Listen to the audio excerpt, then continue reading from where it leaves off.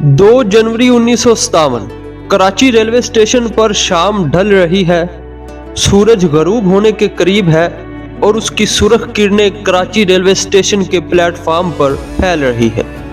उसी लम्हे एक ट्रेन आकर रुकती है। मुसाफिर उतर रहे हैं, शोर है, हुजूम है, जिंदगी अपनी रफ्तार से चल रही है।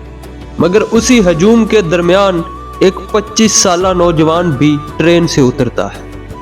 उसके हाथ में एक छोटा सा सामान का बैग है, चेहरे पर थकन है और आंखों में एक अजीब सी खामोशी। कोई नहीं जानता कि यही खामोश नौजवान आने वाले वक्त में उर्दू अदब का एक ऐसा शायर बनेगा जिसकी शायरी लाखों दिलों में आग की तरह फैल जाए।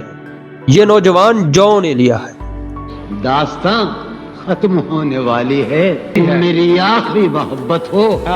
लेकिन सवाल ये है कि आखिर ऐसा क्या हुआ था उस नौजवान की जिंदगी में कि उसकी शायरी में इतना दर्द, इतनी बगावत और इतनी तन्हाई आ गई। इस सवाल का जवाब हमें कराची में नहीं मिलेगा। इसके लिए हमें वक्त को पीछे ले जाना होगा, एक और शहर में, एक और जमाने में। 14 दिसंबर 1931 उत्तर प्रदेश के एक तारीखी और तहजीबी शहर अमरोहा में एक सैयद खानदान के घर एक बच्चा पैदा होता है। उस बच्चे का नाम रखा जाता है सैयद हुसैन सब्त असगर नकवी। मगर आने वाले बरसों में यही बच्चा दुनिया के लिए जॉन एलिया बनने वाला, उर्दू शायरी का रॉक स्टार।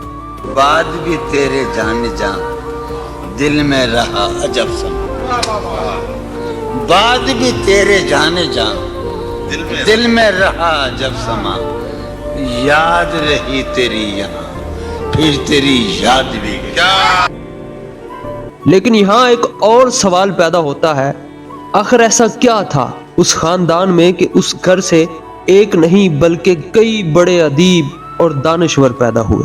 इस सवाल का जवाब हमें जॉन एलिया के खानदान में मिलता है। उनके वालिद अलामा शफीक हसन एलिया अपने वक्त के बड़े आलम थे। अरबी, फारसी, अंग्रेजी, अबरानी और संस्कृत जैसी कई जुबानों पर अबूर रखते थे। बड़े भाई रईस अमरोही एक मारूफ शायर और सहाफ़ी थे जो तकरीबन 50 बरस तक जंग अखबार में लिखते रहे। दूसरे भाई सैयद मोहम्मद तकी फ़लसफ़े के आदमी थे। उन्होंने कार्ल मार्क्स की मशहूर किताब डैस कैपिटल का उर्दू तर्जुमा किया। और ख़ानदान के एक और फ़र्द थे कमाल अमरोही, जिन्होंने पकीज़ा और महल जैसी यादगार फिल्में बनाई। यूं ये घर सिर्फ एक घर नहीं था बल्कि इल्म, अदब और फ़िक्र का एक पूरा जहान था। मगर हैरत की बात यह है कि इतने इल्मी माहौल में पलने वाला ये बच्चा बहुत जल्द ज़िंदगी के एक ऐसे तजुर्बे से गुजरा जिसने उसके अंदर के शायर को हमेशा के लिए जगा दी। और वो वाक़या पेश आया जब जॉन एलिया सिर्फ 8 बरस के थे। साल 1939 जॉन एलिया की उम्र सिर्फ 8 साल थी और बाद में खुद जॉन एलिया ने कहा था, मेरी उम्र का 8वां साल मेरी ज़िंदगी का सबसे ज़्यादा अहम और माजरा परवर साल था, क्योंकि इसी साल उनकी ज़िंदगी में 2 ऐसे हादसे पेश आए जिन्होंने उनकी शख्सियत को हमेशा के लिए बदल दिया। पहला वाक़या ये था कि उन्हें पहली बार मोहब्बत हुई और दूसरा वाक़या ये था कि उन्होंने अपनी ज़िंदगी का पहला शेर कहा। लेकिन सवाल ये है कि एक 8 साल का बच्चा आखिर मोहब्बत में कैसे गिरफ्तार हो गया और उस मोहब्बत ने उसके साथ ऐसा क्या किया कि उसके दिल से पहला शेर निकल आया। उसकी मुकम्मल कहानी हम आगे जानेंगे, लेकिन अभी बात करते हैं उस शेर की जो एक तमांचे से पैदा हुआ। जॉन एलिया ने लिखा, चाह में उसकी तमांचे खाए हैं, देख लो सुर्खी मेरे रुखसार की। शायद ये सिर्फ एक बचपन की शरारत नहीं थी, शायद ये वो पहला जख्म था जिसने जॉन एलिया की पूरी शायरी को जन्म दिया। मगर ये तो सिर्फ आगाज था, असल तूफान तो अभी आना बाकी था और वो तूफान था तकसीम हिंद। लेकिन उस बड़े तूफान से पहले एक और सवाल पैदा होता है, आखिर वो नौजवान जॉन एलिया कैसा था जो अमरोहा की गलियों में घूमता था? क्या वो वाकई शुरू से ही वही बागी और तलख मजाज इंसान था जिसे हम बाद में देखते हैं, या उसके अंदर कभी एक नरम दिल आशिक भी छुपा हुआ था? इस सवाल का जवाब हमें जॉन एलिया की जवानी में मिलता है। 1940 کی دہائی میں امروہہ کی پرانی گلیاں، مسجدوں کے صحن، مدرسوں کی درسگاہیں، یہی وہ ماحول تھا جہاں جان ایلیا کی شخصیت آہستہ آہستہ تشکیل پا رہی تھی۔ وہ عام طالب علموں کی طرح نہیں تھے، ان کی دلچسپی صرف نصابی کتابوں تک محدود نہیں تھی، وہ عربی، فارسی اور فلسفے کی کتابیں بھی پڑھتے تھے۔ مولوی، عالم اور فاضل کی تعلیم حاصل کی، بعد میں الہ آباد بورڈ سے کامل فارسی کا امتحان بھی پاس کیا۔ کتابیں ان کی زندگی کا حصہ بن چکی تھیں۔ تاریخ، فلسفہ، مذہب، سیاست، ہر موضوع انہیں اپنی طرف کھینچتا تھا، مگر اسی دوران ان کے دل میں ایک اور کہانی بھی خاموشی سے جنم لے رہی تھی، اور وہ کہانی تھی ایک اور محبت کی۔ لیکن سوال یہ ہے، آخر وہ لڑکی کون تھی جس نے جان ایلیا جیسے خاموش اور خوددار انسان کے دل میں جگہ بنا لی؟ اس کا نام تھا فارحہ۔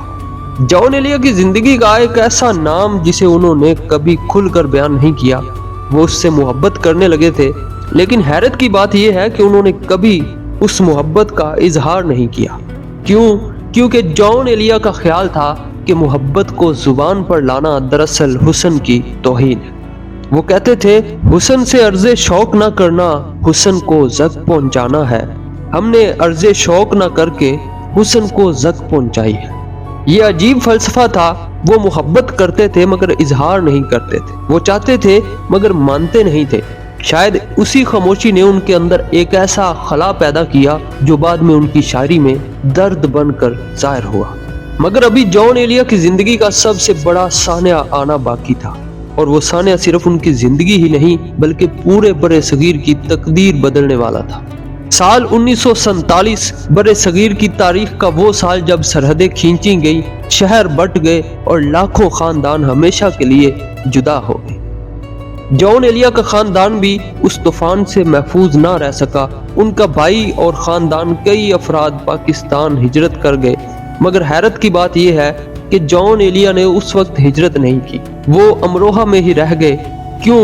یہ سوال خود جان ایلیا سے بھی کئی بار پوچھا گیا، اور اس سوال کا جواب شاید ان کے دل میں چھپی اس محبت اور اس شہر سے جڑی یادوں میں کہیں موجود تھا۔ امروہہ ان کے لیے صرف ایک شہر نہیں تھا، وہ ان کی یادوں، محبتوں اور بچپن کا شہر تھا۔ مگر وقت کے ساتھ حالات بدلنے لگے، گھر کی حالت خراب ہونے لگی۔ والد درویش مزاج کے تھے، دنیاوی معاملات سے زیادہ دلچسپی نہیں رکھتے تھے، گھر کی ذمہ داریاں بڑھنے لگیں۔ پھر ایک ایسا واقعہ پیش آیا جس نے جان ایلیا کو اندر سے توڑ دیا۔ 1954 میں ان کی ماں کا انتقال ہو۔ جان ایلیا اپنی ماں سے بے حد محبت کرتے تھے، اور ماں کے جانے کے بعد وہ گھر جو کبھی زندگی سے بھرا ہوا تھا اچانک ویران ہو گیا۔ لیکن شاید قسمت ابھی انہیں مزید آزمائشوں سے گزارنا چاہتی تھی، کیونکہ صرف 2 سال بعد 1956 میں 1956 میں ان کے والد بھی دنیا سے رخصت ہو گئے۔ اب اس گھر میں نہ ماں تھی، نہ باپ، نہ بھائی، صرف یادیں تھیں اور جان ایلیا۔ وہ بعد میں اس ویرانی کو یوں بیان کرتے ہیں، وہ گھر ایک بہادری کی جگہ تھا، صرف ویرانی زندہ تھی، سب آنکھیں مر چکی تھیں اور میں زندہ تھا۔ اب سوال یہ تھا کہ جان ایلیا اس تنہائی کے ساتھ کہاں جائیں گے، اور یہی سوال آخرکار انہیں ایک ایسے فیصلے تک لے آیا جو ان کی پوری زندگی بدل دینے والا تھا۔ وہ فیصلہ تھا ہجرت کا۔ 30 دسمبر 1956 1956 یہ وہ دن تھا جب جان ایلیا نے اپنا شہر، اپنا گھر، اپنی یادیں، سب کچھ چھوڑنے کا فیصلہ کیا۔ مگر جانے سے پہلے انہوں نے اپنی ڈائری میں چند جملے لکھے، اور وہ جملے پڑھ کر آج بھی دل بھاری ہو جاتا ہے۔ انہوں نے لکھا تھا، آج میرا گھر تباہ ہو رہا ہے، اماں سلام، اب میں جا رہا ہوں، میں اماں کی قبر کے پاس سے گزر رہا ہوں۔ یہ صرف چند الفاظ نہیں تھے، یہ ایک ایسے انسان کا الوداع تھا جو اپنے ماضی کو ہمیشہ کے لیے پیچھے چھوڑ رہا تھا۔ مگر جب جان ایلیا امروہہ چھوڑ کر پاکستان پہنچے تو کیا واقعی انہیں وہ سکون ملا جس کی انہیں تلاش تھی، یا پھر ہجرت نے ان کے اندر ایک ایسا زخم پیدا کر دیا جو پوری زندگی ان کے ساتھ رہا؟ اس سوال کا جواب ہمیں ملے گا کراچی میں، اور وہی کراچی جہاں 2 جنوری 1957 کو ایک خاموش نوجوان ٹرین سے اترا تھا، مگر اسے خود بھی اندازہ نہیں تھا کہ اس شہر میں اس کی زندگی کا سب سے مشکل اور سب سے مشہور دور شروع ہونے والا ہے۔